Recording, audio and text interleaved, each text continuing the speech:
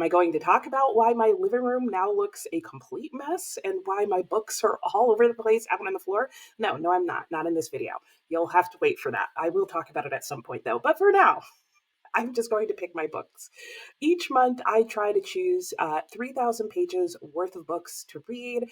It's just sort of a goal to keep me honest and keep me reading. Have I been failing at reading all of those books the last few months? Absolutely. Also not going to talk about that right now, but I do have some thoughts as to why. But my favorite thing that I'm looking forward to today and that I am going to talk about is how we have a special guest. Look who's back. Look who I unpacked and found.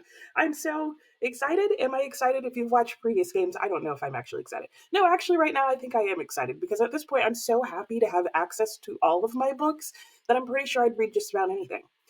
So, how do we play this game? Let me discuss. I am going to pick a letter from this deck of letter cards, and that's going to tell me what the title of the book needs to start with. Because yes, my books were more or less so packed and are still in alphabetical order by title, so that helps. After I have done that, I am going to spin a spinner wheel, and I will show you that wheel right now. And this is just a wheel that's full of bookish-related prompts that are things that I like to read and choose from and are generally will apply to my collection of books. And then I'm going to combine those two things, the letter that the book needs to start with and the prompt off the wheel, and that's going to help me pick a book out of my collection to read because I don't want to have to make any decisions. That's really why I do this. If for some reason I don't have a book in my collection that matches it, then it becomes a unicorn pick, where I pick out of this lovely unicorn a piece of paper that could be any random book in my collection, generally older books in my collection, because I made those papers maybe 2 years ago now. I might even have the books that are in there. I guess we'll find out when that inevitably happens. Let's just go ahead and start the game and you'll get the idea as we get going. All right, the first letter I'm going to pick is the letter C or K. Let's see what the wheel gives me. Oh, have I included things on the wheel that allow me to buy a new book? Yes, I have. And this is one of them. I mean, it's not a great chance that I would get it, but in this case I did. And it just so happens I happened to be going to a bookstore today.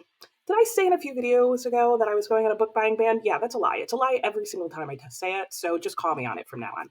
All right, well, I guess we'll see what I end up picking, but it'll be a book whose title starts with the letters C or K, and it needs to be a new release. I wonder what that will be. Okay, book number 1, a book whose title starts with the letter C or K and is a new release. And as I mentioned, it just so happened that I was planning on going to a bookstore today just to check it out, but I figured while I was there, okay, let me pick up a new release. And I did. And the book that I ended up choosing is Coming Home by Britteny Griner. And this is her story of what happened in 2022 when she was arrested, put on trial, and sentenced to 9 years of imprisonment in the Russian prison system. She ended up being incarcerated for almost 300 days there, and it also tells the story of her eventual homecoming and everything that went on during that time period. I am very interested in prison systems. I actually took a class in college on the American prison system, and more importantly, writing by prisoners and people who have been incarcerated. And I've also read different stories about people, both fiction and nonfiction, being imprisoned in other countries. And so when I found that she was coming out with her own book, I did loosely follow the situation that went on with her. I was very interested to hear her story. And Coming Home is 282 pages and will be the first book that I am adding to my TBR list. And if you haven't noticed, yeah, it's a different day, different outfit, but it's fine. Let's go back and pick another book. The next letter that I'm going to pick is the letter A. All right, let's see what the spinner wheel is going to give me this time. Nice. Magical realism. I like it. This is a trope, I guess, in literature that I tend to really enjoy. Now it's just seeing if I have a book whose title starts with A that includes that in it. Hopefully. The next book needed to be a book whose title starts with the letter A and features magical realism. And for that, I picked Augustown. This is probably one of the books that I have owned the longest ever since I started rebuilding my own book collection. And so I'm happy to get it on TBR. I believe it's been on a TBR before, but hopefully this time I'll actually get to it. This book by Kei Miller takes place in 1982, I believe. Yes, in Jamaica. And it follows the story of someone called Ma Taffy and just her everyday struggles to live life in a very brutal day-to-day world where she is struggling with the poverty, the memories, and the myth that exist where she lives. It's supposed to be a very interesting story. I'm very much looking forward to it, and yeah, can't wait to get to it. This book is 239 pages long. The next letter is the letter O. I don't have quite as many O's, so this could get dangerous. Okay, I don't know if you saw what the next prompt is, but I'm glad I got this one. So a Booker Prize. So I need a book whose title starts with the letter O and is a Booker Prize winner. Let me know if you can think of one. I can think of one that's in contention for the Booker Prize. Or is that the Pulitzer? No, it's the Booker Prize. Orbital. But it hasn't won yet. And I don't know that I want it to, because I want something else to win. Anyway, let's see what I have. For a book whose title starts with the letter O and is a Booker Prize winner, I wasn't even sure if there was one. Turns out there was one and that I own it. What were the chances? I don't know, but it worked out. And that book is Auster and Lucinda by Peter Carey. This is a book that I had specifically been looking around for and was really happy when I found it at a used bookstore in the Everyman's Library edition in a bind up with the True History of the Kelly Gang, which is also another book by Peter Carey that I'd also like to try reading. What is Auster and Lucinda about? Well, it is about the titular characters, Auster and Lucinda. Auster is an Anglican minister in Australia in the 19th century, and Lucinda is a young teenage, apparently, girl who is an heiress of, I think her family makes glass, is my understanding. All I know is that the romance story, hopefully not between Auster and Lucinda, because how old is he? I need that question answered pretty quickly in the book. But anyway, it is apparently got a really good romance in it, and also at some point involves moving a glass church across the Australian outback. No idea how that's going to work, but I'm interested in reading it. It is not a short book. It's not obviously this whole book, but it is 502 pages long. Okay, the next letter is the letter L. Oh, I can think of a good book whose title starts with the letter L and is part of historical fiction. Let's see what else I can choose. So it turns out I had a couple of books whose titles started with the letter L and are historical fiction. Lonesome Dove was one of them. For whatever reason, I decided not to pick it. I think partially because I feel like I've read a lot of long books and that was one of the longest. So I still ended up choosing a chunky book, but at least it's not a mammoth. And that book is The Lacuna by Barbara Kingsolver. And this is a book that I don't know a lot about, but I have heard some people say that they feel like this is a book by Barbara Kingsolver that people have been sleeping on, but that it's one of their favorite books. The protagonist in here is Harrison Shepard, and he is living sort of a quiet life in the household of Diego Rivera and Frida Cole, two really well-known Hispanic artist. So that alone fascinates me. And he is living a peaceful life in their household until one day he runs into a Bolshevik revolutionary and finds himself sort of in the midst of trying to decide whether to get involved in the revolution, stick with art, or do both. So I am really looking forward to getting to this story. Like I said, it is a bit of a chunker. It's 670 pages long, but I'm hoping it'll read relatively quickly. All right, my next letter pick is another letter O. Okay, just going to go through them all today. Okay, so this needs to be a book that is off of the best books of this century so far, 1899. That's totally not the title. I'll put the title on the screen. It's something like that. It was a list of books written before 1899. I need to find one whose title starts with the letter O. Another book whose title starts with the letter O, but in this case is off my 1899 list. I ended up with Old Goriot. No idea if I'm saying that correctly. Not even going to try the author's name because I just know all of that is going to be wrong. This book is 328 pages long and features a trope in stories that I tend to like, which is like sort of the country mouse, city mouse scenario, if you will.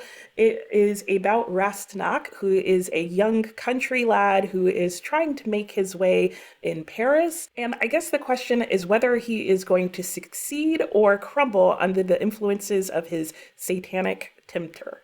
That's literally how the inside flap of this book describes the antagonist, as a satanic tempter. So it sounds like there's definitely going to be some classic story vibes going on in here, and I'm really looking forward to getting to this. This is part of de Balzac's like series of books. In fact, I think this might be book 6 in it, but I think the stories are maybe interrelated, but not ones that you have to read in order. If you know more about that and I'm wrong, please let me know. But that is my pick for this one. Next, I'm choosing the letter F. I feel like this is Sesame Street. F is for fast-paced. Yeah, I love a good fast-paced novel. It just helps me get through them quickly. However, my stack of books whose title starts with the letter F is pretty small. So, let's see how that goes. For a book whose title starts with the letter F and is fast-paced, not so surprising, I didn't have one. So making its first appearance is the unicorn. I'm so excited to have this little guy back, and not a piece of him was chipped. So I'm pretty happy about that, even though they ruined some of my books. And again, I'm not going to get into that right now. But inside this unicorn are slips of paper that just have random books in my collection written on them. I have not updated this in well over a year, maybe closer to 2 or 3 years. So they're definitely books that have been sitting on my TBR for a while. Let's see what I get. I am actually really excited about this month because I have not had access to all of my books in so long that at this point, I feel like I would be happy to read any of them. So, oh, there's 2. Put one back. All right, what did it give me? Oh, Through a Glass Darkly. Okay, well, I should mention, some of these books have been on my TBR so long that I have unhauled them. So this is one of them. So let me pull again. And I will re-pull if it's a book that I don't own. If it's a book I've already read, however, I'm going to count that as a pass. Like, I'm getting these books out of here, and that's the whole point, right? Let's save it. All right, oh, hot pink one. Hot pink tends to be some of the longest books in my collection, so let's see what this is. Warbreaker? Okay, I'm actually not upset about that. Again, like, I haven't seen these books in like 3 or 4 months, so I'm kind of excited to even be able to pick up Warbreaker. So let me go grab that. Okay, I got Warbreaker, my battery died, and I had to adjust the camera a little bit, but I am back. And yeah, Warbreaker will be officially my first Brandon Sanderson. This is a fantasy novel that I, at this point, remember very little about, other than that I think like there's a magic system having something to do with colors or something like that. It's also about 2 sisters, one who is supposed to marry this horrible king, but then at the last minute, I think the other sister ends up marrying him. And so the sister who's left behind goes on a quest to find her sister, and to maybe exchange themselves in this horrible marriage. I don't know how that part's going to work out, but I am really excited. This is one of Brandon Sanderson's few standalone novels, though there are rumors, I think, that it will not be a standalone forever, but I'm going with it right now as it is, because whether he makes it a series or not, the fact that it started as a standalone means that it should be fairly well resolved at the end. This is another chunky book coming in at 670 pages long, and hopefully I'll get to it. Have I mentioned yet that I do actually have some books that I really want to get on my TBR this month? Because I do. Yeah. The next letter is the letter M. Okay. I have a lot of M's.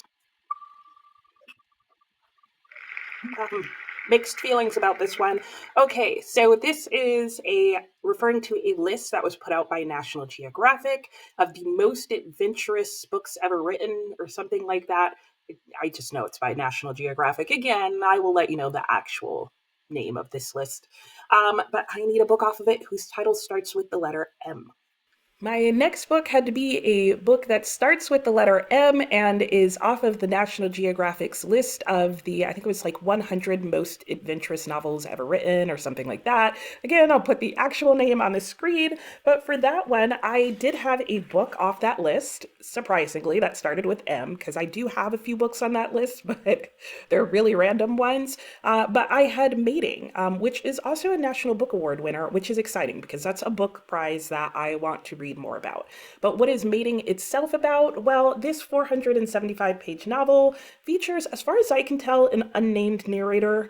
Maybe she gets named at some point, but she's an American anthropologist and is living in the Republic of Botswana, trying to work on her thesis, which is apparently not working out for some reason, until she meets a man named Nelson Denoon.